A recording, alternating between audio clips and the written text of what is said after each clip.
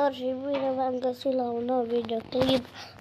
Shortul ăla nu l-am mai putut să-l fac și acum mai fac videoclipul ăsta. Și hai să-i dăm mare bătaie să ne uităm. A fost bună ideea mea, Cornel. Ia uite, stăm liniștiți aici în pod. Aurica nici nu știe unde suntem. Păi îți dai seama că asta să plimbă ca titirezul prin casă, e? Da, ui, da, e mitică. Dar păstrează justificatul pentru cea mai tare petrecere pe anul ăsta. Ia uzi, eu știam că ziua ta e în toamnă. Păi, tu ai uitat de ziua din 9 martie. Ziua când sărbătoresc și 40 de mășeniși. Sau mai pe limbajul nostru mitică, ziua când sărbătoresc 40 de pahare pline cu jir. Câte pahare are? Cornel, chiar eram să uită, așa e cea mai tare zi a bărbatului. Da, de asta sunt eu cel mai bun prieten al tău, mitică. Ca să-ți amintesc de toate evenimentele astea, să nu scăpăm nimic. Băi, Cornel, dar e o problemă. Trebuie să văd cum fac. Să o îmbârlic pe Aurica, că asta nu-i de acord să merg eu la petrecere.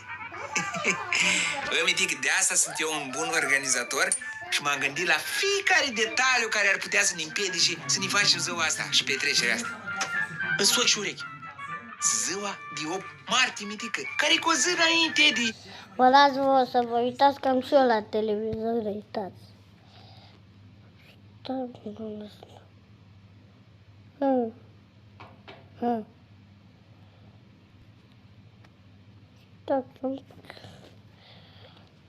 Unde dau, mă? Ce fac, frate? A, uite, de aici. E la fel. Ca telefon.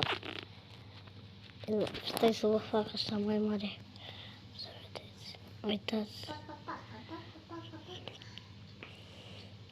E la fel ca asta. Și acum eu mă uit la televizor. Nu mă mai uit aici, vă las vouă să vedeți. Petrecerea noastră. Degeaba îi dai tu femeii flori de zi din naștere, de zi din nume, de Valentine's Day, dacă tu nu-i dai atenție mitică de 8 martie. E caput? Zice, Cornel? Da, măi, da, crede-mă. Așa că ea și te comportă frumos cu Aurica până pe data de 8 martie. Dacă vrei să avem cea mai tare petrecere, ne uita. Dacă vrei să avem cea mai tare petrecere, ne uita.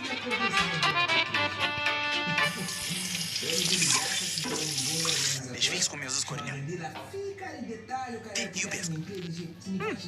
Te iubesc. Păi că mi-e sus. Unde-i vremea de alătădată, când eram la mama fată, purtam coadă împletită, eram de neca iubită. Ce face, Auric? Ei, fac și eu ce mai ușor aici, nu o să las la alții. Am venit să spun că te... Că ce? Că te... Ce ai, mitică? Eu, bărbatul tău, Aurică, am venit să spun în față și sincer că Că ce? Că te apreciez că faci mâncare.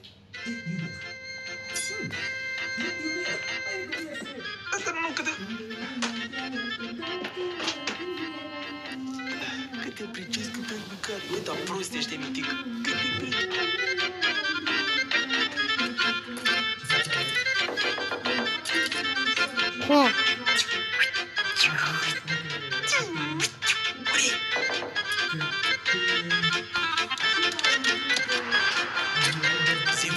Ce-aș putea să fac? Să o impresionez pe Aurica, că tu o cunoști mai bine.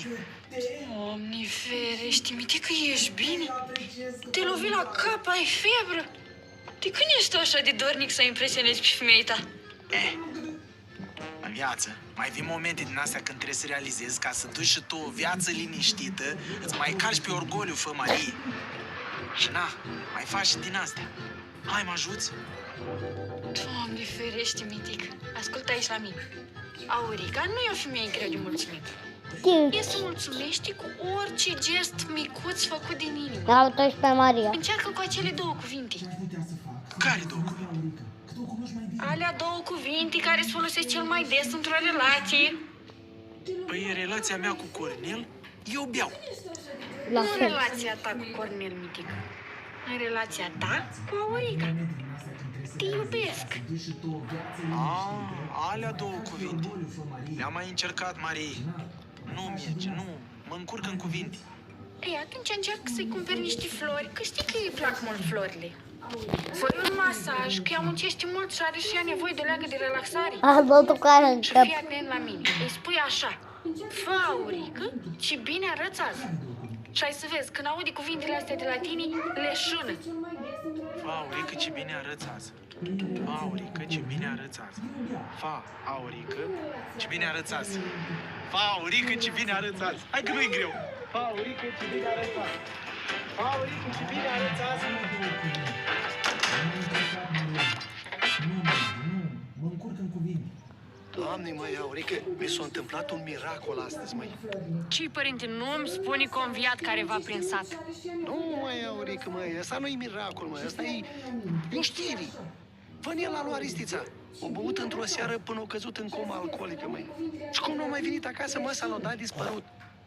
Și acum câteva zile, în satul vecin a găsit un trup nesuflețit. Și eu l-am înmormântat că am crezut că e Fănel. Da. Partea amuzantă e alta, măi, Aurică. Fănel și-a revenit din bieții de la alcoolemie și s-a dus acasă la măsa și măsa a murit de inimă. Da, ca la noi, la nimeni, mai Aurică, da. Mai pune. Mi s-a întâmplat un miracol astăzi, măi. Ce, părinte, nu îmi spune că a înviat careva prin sat? Dar asta e apă de la robinet, părinte. N-are nimic. Da, eu am venit pentru altceva la tine, măi, Aurică. Păi zi odată, părinte, nu mă mai fierbe atâta. Mitica tău a fost la biserică azi. Și au aprins lumânări, au plătit pomelic, Aurică. Și după 30 de ani s-a spovedit. Doamne, mulțumesc Osei că am trăit să o văd și pe asta, Aurică. Părinte, tu vorbești serios? Pe cuvântul meu, Aurică. Și să știi că mi-a vorbit foarte frumos de tine. 100 de lei. Da, eu am venit pentru altceva la tine, Aurică. Mitica tău a fost la biserică azi.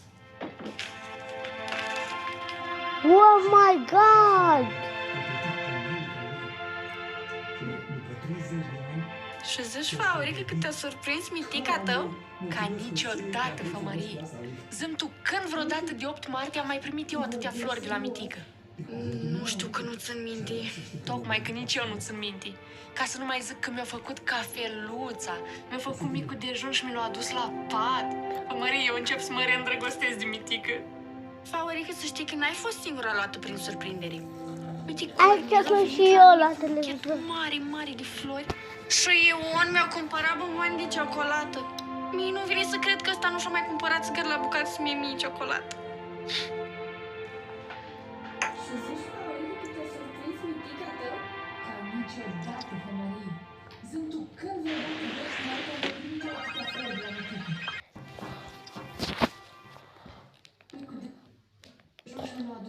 Asta e manevră.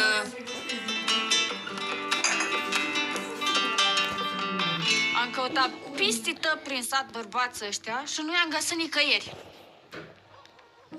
Și zici, Fancuță, că nu l-ai văzut deloc pe mitică. Nu.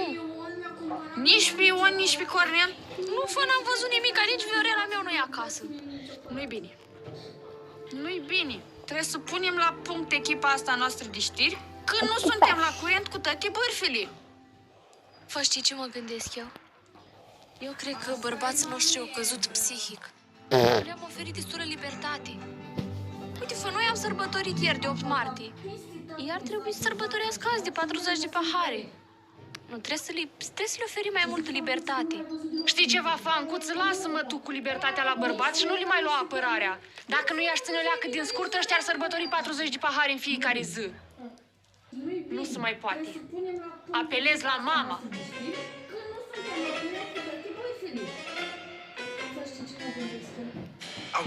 Au. Mamă, cât sânge făcut. Cât sânge făcut la cap. Că nu cât sânge făcut la gură, mică, săracii. Cornel, ți-am spus că nu e idee bună, e cu petrecerea asta ta de 40 de pahare? Dar de unde să știu eu că apare doamna măta soacră? Faurică, de ce ai pus-o fă pe măta să ne bată? Că doar ți-am dat flori de 8 martie. Eu nu am pus-o să vă bată, mitică. Eu doar am anunțat-o că nu ești acasă. Tu ai vrut petrecere de 40 de pahari, i ți-o dat 40 de pumni. Meritați. Era supărată că nu i-ai dus nici măcar o garoafă de 8 martie. Da, fă, dar la cât spun meu, da, cred că ea o să vină cu garoafe la mine la mormânt, nu eu la ea.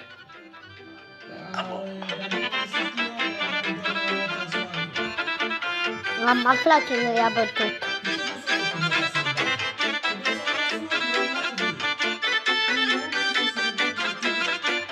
Da, ia de la gură acum. Da! Tu ai vrut petrecere de 40 de pahari, i-ți-o dat 40 de pumni. Meritați. Era supărat. Băi!